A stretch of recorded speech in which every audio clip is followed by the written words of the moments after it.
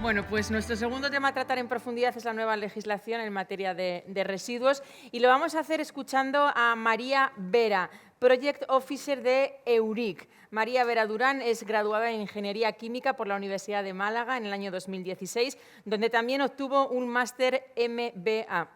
Tras pasar casi 5 años como gestora de proyectos internacionales en la Universidad de Málaga, en 2021 se incorpora al equipo de EURIC, la voz principal de las industrias europeas del reciclado en la Unión Europea. Señora Vera, adelante.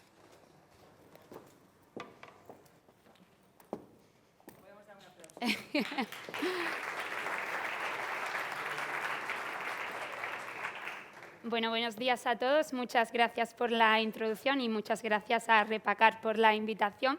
Es para mí un verdadero honor y placer venir desde Bruselas hasta Madrid para contaros qué es lo que está ocurriendo en temas de legislación europea y cómo todos estos cambios van a afectar al sector de la recuperación y el reciclaje. EURIC es la Confederación Europea de Industrias del Reciclaje y a través de nuestros socios, principalmente confederaciones y asociaciones nacionales, representamos a más de 5.500 industrias del sector. En EURIC tratamos todos los flujos de residuos y, por supuesto, tenemos un grupo de trabajo específico para papel y cartón.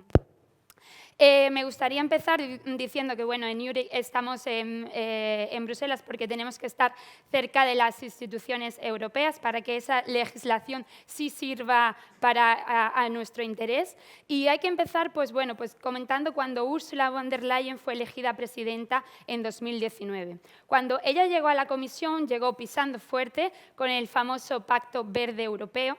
Y este famoso Pacto Verde Europeo, ella lo comparó como el momento de llevar el hombre a la Luna. Es decir, es una carrera por convertir que Europa sea el primer continente que logre la neutralidad climática para 2050. Y para ello pues, lo hace a través de la economía circular, intentando desvincular el crecimiento económico del uso de los recursos. Este mandato de Ursula está llegando a su fase final porque el año que viene habrá elecciones en junio de 2024 y entonces vemos en Bruselas cómo todas estas iniciativas legislativas se aceleran y se intensifican en este último año. Y por eso destacar algunas de ellas importantes para nuestro sector. En primer lugar, ya hemos hablado de ella, el nuevo reglamento de envases y residuos de envases. También tenemos el reglamento de traslado de residuos. La directiva de marco de residuos también está siendo revisada.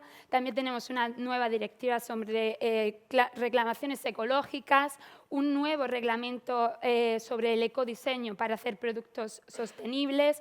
Tenemos también que la Comisión Europea está trabajando para desarrollar criterios de fin de condición de residuo y también tenemos nuevas normas que abarcan la circularidad en otros productos. Vehículos fuera de uso, productos de construcción, materias primas críticas, RAEs, textiles, en definitiva, lo que llamamos un tsunami legislativo, un ambiente legislativo que es bastante complejo, pero que sin lugar a duda va a tener un impacto en nuestro sector, ofreciendo oportunidades, pero también, como sabéis, retos. En este tsunami legislativo me voy a centrar en los dos que ya se están hablando aquí, el reglamento de envases y residuos de envases, y me gustaría empezar por compartiendo algunos datos que se han publicado hace unas semanas. El primero es la generación de residuos de envases y aquí vemos cómo año tras año va creciendo y este año, en 2021, el dato también es un nuevo récord. Se han generado 189 kilos de envases, de residuos de envases por persona en Europa. Además, en esa distribución vemos cómo el papel y el cartón supone más del 40%. En el tema de la gestión de estos residuos de envases, pues bueno, aquí vemos la tasa de reciclaje de residuos de todos los países de la Unión Europea y vemos cómo para Europa se ha logrado un 64% de envases. Entonces, estamos cerca de esa línea roja que establecía un objetivo de 2025 de reciclaje del 65% de todos los envases. En el caso del papel y cartón, también se supera ya el objetivo de 2025, pero en el caso del plástico estamos lejos de llegar a ese 50% como objetivo para 2025. Entonces, las nuevas normas proponen incentivar el reciclaje y reducir la generación de residuos de envases. Algunas de las más importantes, pues bueno, esta propuesta de la Comisión, comentar que fue publicada en noviembre del año pasado y que la Comisión, cuando propone la propuesta, la envía al Parlamento y al Consejo. Entonces, ahora mismo, la semana pasada se comentaba, el Parlamento ha adoptado su posición. Entonces, esto quiere decir que estamos más cerca de ver un texto final de este reglamento, que todavía pueden surgir modificaciones, pero ya se ve más cerca a este acuerdo entre las instituciones para tener un nuevo reglamento.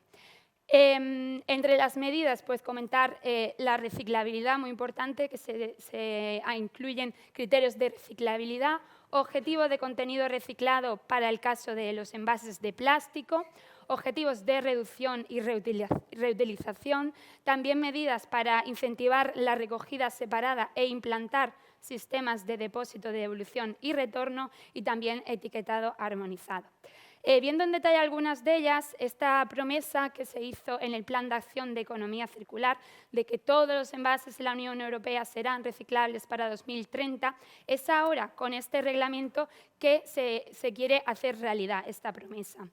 Y para ello, contaros que se va a hacer realidad en 2 pasos. El primer paso que ha propuesto la Comisión es que todos los envases deben ser diseñados en función de unos criterios de diseño para el reciclaje. Esto es como el etiquetado energético que todos conocemos, una escala tipo semáforo, de forma que si el envase es clasificado en categorías D o E, no podría ponerse en el mercado a partir de 2030.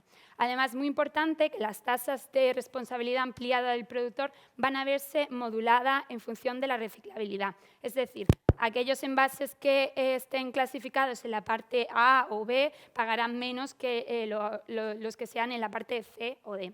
Además, estos criterios de diseño, estos criterios de reciclabilidad, se van a ampliar para lo que se conoce reciclabilidad a escala. Es decir, una cosa es lo que se haga en teoría y con este segundo paso se va a analizar qué es lo que se hace en práctica.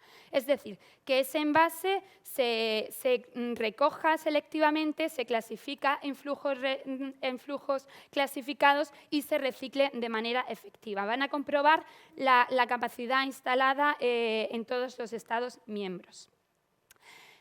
Otro tema de los importantes, yo creo que cabe mencionar que el Parlamento, desde IURE, veníamos pidiendo que, vale, tenemos las tasas de reciclaje, pero tenemos que añadir una tasa de recogida separada. Y eso el Parlamento lo ha hecho. Ha incluido un 90% de recogida separada para todos los envases, que yo creo que es una muy buena medida. Además, los famosos sistemas de devolución y depósito y retorno, que van a ser obligatorios a partir de 2029 para las botellas de plástico de bebida de un solo uso y las latas. Hay una excepción que si los Estados miembros consiguen una tasa de recogida superior al 85%, pues estarían exentos de esa obligación. Importante aquí que deja un poco el reglamento a la voluntad de los Estados miembros de incluir en esos sistemas las botellas de bebida de vidrio, los bricks, los envases de cartón y los envases reutilizables. Pasamos ahora a la reducción y reutilización, también muy comentada aquí. Hay objetivos globales de reducción de envases y también ahora el Parlamento ha añadido unos objetivos específicos de reducción solo para envases plásticos. Además, hay otras medidas para restringir el envasado innecesario o para fomentar los envases reutilizables. Si pasamos ahora a la reutilización, bueno, esto, como ya mencionaba el ponente anterior, ha cambiado la última semana. La Comisión Europea propuso objetivos de reutilización para 2030 y para 2040. Los de 2040 es cierto que eran muy ambiciosos, entonces el Parlamento ha propuesto prácticamente eliminarlos. Y aquí sí que tenemos que como los que más afectarían al sector sería el comercial e industrial, que sí se ha incluido una excepción para el cartón. cartón. Para envases de transporte para grandes electrodomésticos y para los de transporte en general y envases de agrupación. Sí que existiría un 10% de objetivo de reutilización para el transporte de vía e-commerce no alimentario. Aquí no hay excepción por el material. Por último, otras medidas que yo creo que son interesantes es que va a haber un etiquetado armonizado, es decir, el envase va a llevar una etiqueta y el contenedor de residuos va a llevar la misma para facilitar que el consumidor sepa separar correctamente los residuos. La responsabilidad ampliada del productor, yo creo que se va a discutir esto, pero una medida que comentaba que me parece interesante es que esas tasas se van a modular en función de cómo de reciclables sean los envases y cuánto contenido reciclado de plástico incluya. Esto ocurre para el plástico, que se ha añadido, pero yo creo que es importante estar un poco alerta, que los productores de envases sí que pedían un acceso seguro y justo a la materia prima reciclada. Esto no está definido en legislación, por lo tanto, yo creo que sí que hay que estar un poco alerta a ver qué significa esto. Y por último, otra cosa que creo que es importante para los envases de papel y cartón es la prohibición de PFAS, que ya se sabe que tienen un daño para la salud y el medio ambiente, y el Parlamento ha propuesto añadir una restricción a estas sustancias que sean añadidas intencionalmente. Esa frase es importante porque significa que es en la fase de producción. Con todo esto paso ahora también al reglamento de traslado de residuos, que es otra de las legislaciones que es muy importante para el sector. Y también novedad de que hace unos días también la Comisión y el Consejo y el Parlamento llegaron a un acuerdo para el texto final de este reglamento. Todavía este texto no está público, sí que vamos a presentar algunas normas que pensamos que sí va a incluir, pero pronto lo vamos a ver a finales de diciembre y ya se aplicará, entrará en vigor a principios del próximo año. Este reglamento de traslados de residuos como objetivo pues, proponía, en primer lugar, facilitar los traslados dentro de la Unión Europea y para ello lo hace a través de la digitalización. Por otro lugar, añadir nuevos procedimientos y regímenes de control para los traslados fuera de Europa. Y, por último, reducir los traslados de aquellos residuos que se consideran problemáticos y también mayores sanciones para los traslados ilegales. Si hablamos de los traslados dentro de la Unión Europea, pues todo sigue como hasta ahora. Se prohíbe los residuos que sean destinados para su eliminación y aquellos que sean para su valorización, pues se seguirá el mismo procedimiento simplificado de aquellos residuos que estén en la lista verde. Aquí la novedad es que toda la información se va a intercambiar a través de un sistema electrónico centralizado. Entonces, habrá que adaptarse a él para aquellas empresas que trasladen residuos. La novedad también en los traslados fuera de la Unión Europea. Fuera de la Unión Europea se dividen en los países que pertenecen a la OECD, que lo que va a hacer la Comisión es supervisar todos los traslados. En el caso de que vean un pico en el flujo de traslado, van a comprobar que las instalaciones que reciben esos residuos lo hacen en función de los estándares de medio ambiente que plantea la Unión Europea, y si ven que no es así, pues puede plantear posibles prohibiciones. Además, todas las empresas que reciban residuos van a estar sujetos a auditorías. En el caso de los países que no pertenecen a la OECD, pues bueno, va a haber dos pasos. Primero, el país que recibe los residuos tiene que comunicar a la Comisión Europea su voluntad de recibir los residuos. Entonces, si la Comisión Europea comprueba que todo está en orden, entrará en un listado. Y además, las compañías a nivel individual que reciban los residuos tienen que verse sujetas a auditorías. También se añade, muy polémica, la prohibición de las exportaciones de residuos plásticos no peligrosos. Aquí con alguna excepción, pero en general se incluye esta prohibición específica para plásticos. Cuando hablaba de auditoría, un poco comentar que la responsabilidad recae en la empresa que exporte los residuos en Europa. Es decir, el exportador en Europa tiene como obligación encargar una auditoría independiente para la empresa que reciba los residuos fuera de la Unión Europea. Aquí sí que esta información sí que va a estar, se va a completar en un registro, y desde EURIC lo que veníamos pidiendo es que, por un lado, se proteja esa información comercial confidencial, y por otro lado que las instalaciones que reciban esos residuos puedan ellas mismas solicitar esa auditoría y ponerla a disposición de los exportadores. Esto creemos que se ha incluido en el acuerdo final, pero como decía, todavía no tenemos conocimiento de ese texto. En cuanto lo tengamos, pues lo compartiremos. Ya para terminar, en el tema de traslados de residuos en la Unión Europea, también se mencionaba en la parte inaugural que se necesita más armonización en el estatus de las materias primas, incluso en el caso de papel recuperado, que hay una norma de calidad armonizada y que se usa ampliamente. Si transportamos residuos o papel recuperado desde Holanda hasta el sur de Alemania, el Estado cambia 4 veces. En Holanda es residuo, en Bélgica no, en la parte de Alemania es residuo y en esta parte ya hay condición de fin de residuo de Alemania. Es decir, se necesita criterios armonizados que cambien esta situación para mejorar el transporte de las materias primas secundarias.